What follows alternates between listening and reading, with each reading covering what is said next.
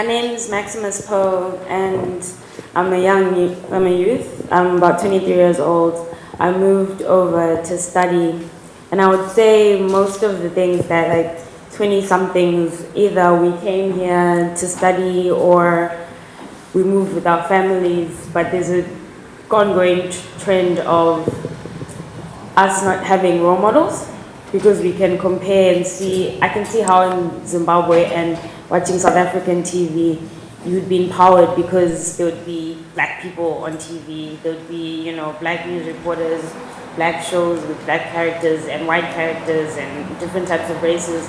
And as a journalist writing, it frustrates me, and working as a model as well, it frustrates you because they just don't pick you. You don't hear of jobs, or they'll tell you you've already got one black person and that's enough. I'm worried about the girls that are younger than me, who they're looking up to, and because they read Dolly magazine, and even with a simple type thing of body type, an African girl, because she's got no positive role model, she will feel like have a low self-esteem because everyone's white, everyone has a certain white look, and I know friends that want to start up ways that we can get positive role models, but there's a big frustration that boys, girls, younger children, us as well, we can't get our foot in the door to work, and there's no positive role models. And why it's so, we don't know why that's happening.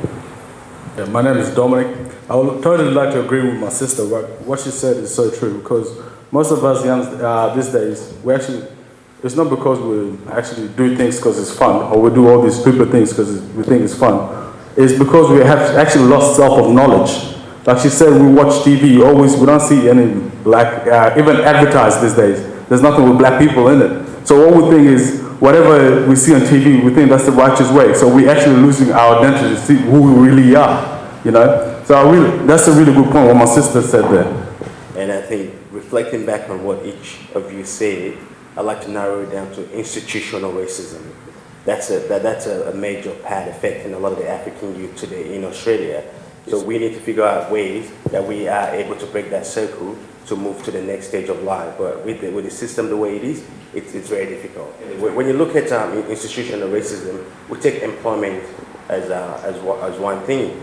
I've worked with a lot of young African men that come to me seeking employment, and they go to another agency as a referral for them to get employment. All they do for them is more like the way you dress. You need to lick that up, do a resume, and thinking that's going to get them a job. It takes more than that to get employment these days. And also the way that the system is designed, it's not designed understanding, or it's not designed in a way that is culturally competent. It's designed in a way that is very narrow-minded, Western focused, without bearing in mind that Australia is a very cultural, diverse place, and we've been having a lot of people settling in Australia since the elimination of the White Australian policy. And also bear in mind that Indigenous people were the first people on this land, so it's very difficult to try to put in a framework that is very Western without acknowledging the other cultural people that are in Australia. So that's what I mean by institutional racism. Okay. Another issue that I would say the youth face is free time and how to harness their energy. When I was in Zimbabwe, I went to a private school, so the expectations were academically you had to be doing well, you had to do one cultural activity, and you had to do one sport after school. So it kept you busy. You didn't have an idle mind. Even if you came from a chaotic household, which if you weren't doing sports, you may have fallen into drugs, but it kept you active, it kept you busy. I feel like, and even culture as well, getting not assimilated as such, but just there's certain etiquette that I feel like my brothers and sisters just don't know, because they just haven't been given, they haven't been told, but then automatically the white people are already groomed, but there's nothing in place for us to sort of keep us busy, keep us away from drugs, keep us entertained, keep us. Yeah, because there's always there used to be people in Footscray that would just be drinking the whole time, and it's why are they there? Why are they idle? It's because there's nothing that's they're not helping out in the community. They just.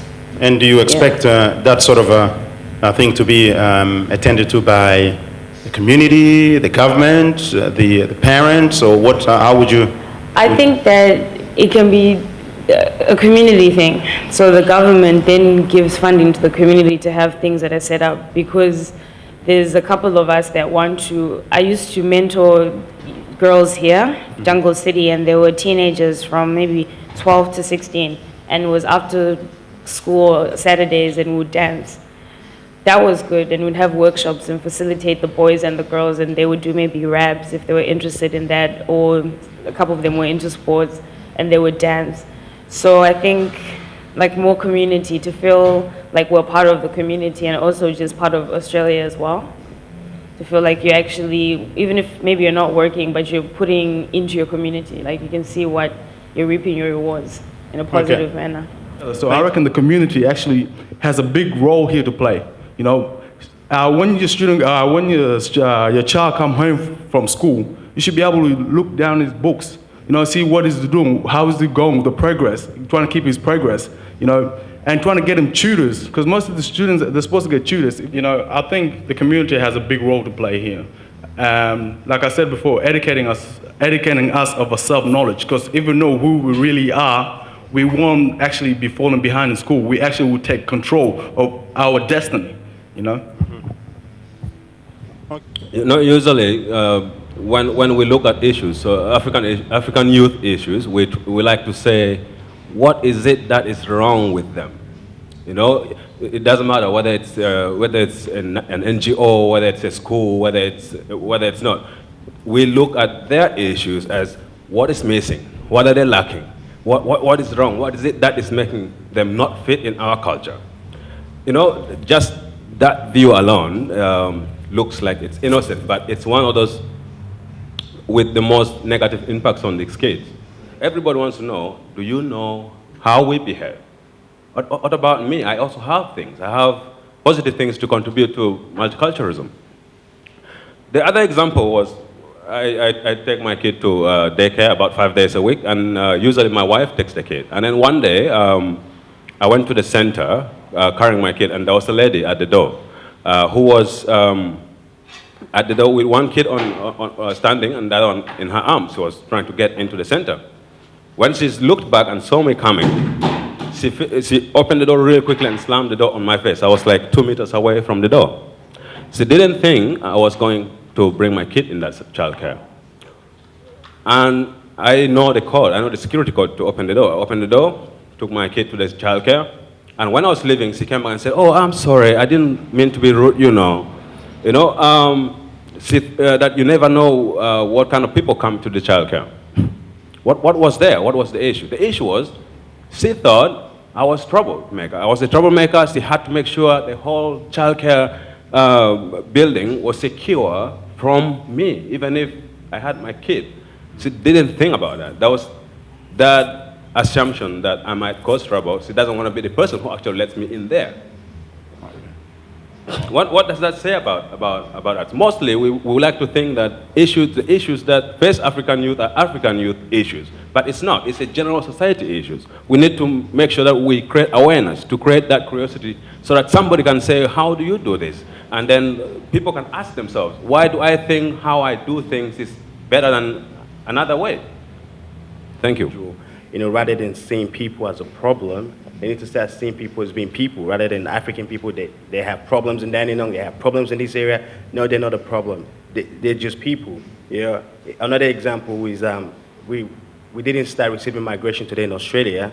This has started for many, many years, starting from the Italians, the Greeks, the Vietnamese, and so on and so forth. What worked for those community that can work for us today? That's one thing that I think we need to start focusing on as a nation, in order to assist the lot of people after we've moved from the Africans. Who knows, it might be the people from Afghanistan, Iraq, they might be the next in line, or even the Indians, as you previously mentioned as well. And also understanding things from a trauma perspective.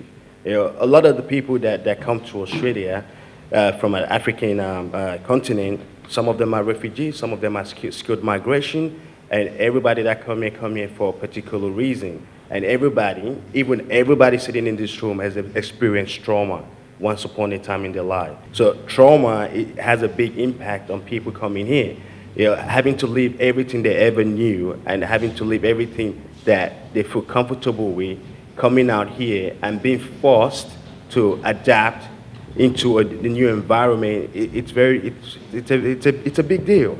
It's Okay. a really big deal. Thank you. Look, I know we know the issues. It's not, it's obvious, but I would really love to hear from the young people themselves, because that is one of the things that we are not doing most of the time. As community members or service providers, there is a tendency of talking on behalf of the young people instead of giving the chance to young people themselves, you know, to voice out what their issues are. But one thing that I want to probably say is, I think there is also lack of role models. When I say lack of role models within the African community, there's a good number of African Australians, you know, who have excelled and who are really doing a really, really good job within Australia and in Victoria. There is no connection between these young people and those who would be mentors. So these young people need someone to mentor and to be role model, but there is no connection. We don't see that happening so often. So that's probably one thing, because they need someone to look up to. In this country, in the past, what we've seen is there is a lot of negative media attention given to the African youth. Now, these young people, how do they feel? Because let's not forget that they are also struggling to find their place in this society. And every time, if they hear that negative, you know, coverage about the young people, African young people, then what would they feel? How do they react to that? You know, that has a very, you know, negative impact on them. So I would strongly say that the community, whoever it is, the African community members, they have to come up, you know, we have to come up with some sort of mechanism to support, to mentor, and to guide these young people. They are the future leaders. We have to lay the foundation. We are the first generation in this country. What have we done for these young people? Who are they going to look up to? If we don't show them something, who are they going to follow tomorrow? So I would say probably more, you know, role models and more mentors within the African community are needed for that. Yeah, I quite agree with what you guys have all said. There are the issues really affecting the young African. But one thing I would like to add is the fact we are young people not really understand the social responsibilities. We can actually blame them on the negativity of negative perception of the Australian society. But one thing we're actually missing is how as well our young people need to learn, need to take their own responsibilities, or whether in understanding the institution or the rule of law. And where that lack came from is there's a connection between disconnection between parent and the kid as well. Because we're not educating the kid, like for instance, if they encounter racism at the school, how would they react? Because one thing always on their mind is to do it by themselves, like either by fighting or taking any other measures. But as parents, if we actually educate our young people starting at home, like how would they react when they're actually facing all these difficulties, like when they encounter racism? This is the step you would need to follow, and this is you need to fight your social justice, but not through other means that would actually put them into more trouble. Because what happened, the young people will be disappointed by the institution, and then they will try to take action into their hand, which would end them into more trouble. And with that trouble, it would never stop. It would be part of the record, as we know. And from there, that's how they simply end up with nothing and have no future prospect. They see themselves as they're lost in the society with no one to actually guide them. So we need parents, like we need the community to actually educate a young kid. But I think they also need to be support around the parents, because, you know, obviously we come from different countries and we have a way of living or teaching or educating or doing things, and that's different to where we're living in Australia. So I think support also needs to be around for parents or newly arrival refugees. So yeah, So you're saying in order for Quite the parent, complex, yeah. in order for the parent to support the kids, the parent themselves needs to be supported for that, They need to have to play that role. understanding- Yeah, they need to have understanding of how to function, how to live in Australia. Yes. What is illegal, what is legal, because they don't have, I don't think they have that enough education in them for actually, and also there's some parents who've been through torture and trauma, so they're dealing with their own inner Issues. rather than, so it's more like, do they have the capacity to mentor the kids, That's a fair question. One of the big dangers that we have also in the community, I mean, among youth communities, is the mindset of us against them. So, I mean, one thing also people need to understand is, yeah, it's true. I mean, we've come into a society. People do things differently. Instead of trying all the time, try to make people try to change things the way we want it to be, but we need also to learn to try to adapt ourselves to that society as well. Try to learn, try to understand how things work and try to imitate, try to learn in order to go forward. But even though I understand that there is also some issues like of stereotyping, people understanding how African do things, but that shouldn't be a reason for trying to stop people trying to learn how things are done in this country and try to learn and do things, because at the end of the day, they're stopping themselves, they're not stopping anyone else. So it's true, like there is some work to be done to educate the mass society, like the mass population, about how Africans do things, but they also need to take some responsibilities of trying to move forward and better themselves. I'd just like to go back to like the society's view, like the broader society's view of Africans, is because like last week I had a conversation with my cousin-in-law, an Anglo-Australian, and I was shocked because his wife is African, right? And even he had such a ignorant view of Africans in Australia. He's like, I love my wife, I love this family, but your community, you cause a lot of crime, you do this, you do that. I'm like, I asked him, where did you hear this? And he's like, well, I look on the news. Is this working? Oh yeah, it is. I look on the, he's like, I watch the news and the only time I ever see an African in Australia is there's some kind of crime or they're a refugee or something, and they always just get stuff handed to them and they don't work. Your family is an exception, but the majority. And I'm like, but and then I was just disturbed by this conversation, right? Certainly. All right. Thank you very much. So there's quite a lot of work that needs to be done on the perception that people have. Yes, yes, ma'am. Well, my name is Amira Malakan, and I have done a master in education. So first of all, I just would like to know, we've got white Australian here, and since I come to this country, I'm not sure what is the term aggressive means in an Australian context, because this term has been used by some Australian towards me when I ask for simple basic rights.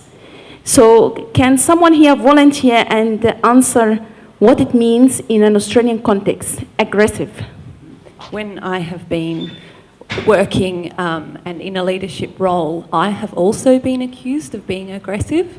And so I think that maybe what you're encountering is not just, is something that many women encounter in Australia, and it's a symptom of not expecting women to be in a leadership role.